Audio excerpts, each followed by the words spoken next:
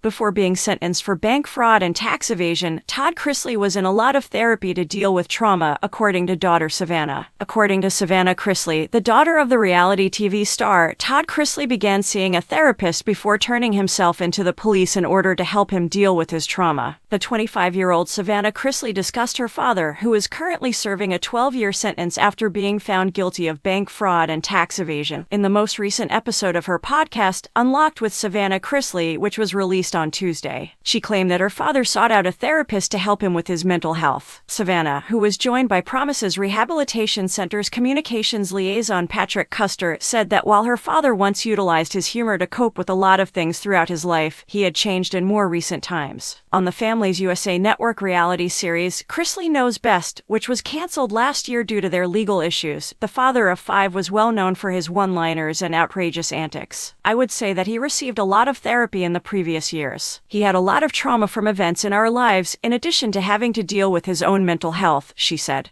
He has started to use his words a little more instead of his humor, and he's able to discuss things better, Savannah said. He is more patient and able to go deeper into the subject rather than utilizing comedy as a diversion. A Georgia grand jury first indicted Todd, 54, and his wife Julie Chrisley, 50, in 2019 on a number of fraud-related counts. Since the two were found guilty a year ago of cheating banks out of more than $30 million, Savannah stated that the family's situation has drastically changed, which has made her realize that her parents are human too. It hit me this past year, she remarked. I believe that it ultimately helped me to accept that my parents are not superhumans. They don't have superpowers. They experience things like the rest of us do because they are human. They are unable to remedy everything. And that was a significant issue for me. I believe it truly crushed my heart because I thought, what, they can't fix everything.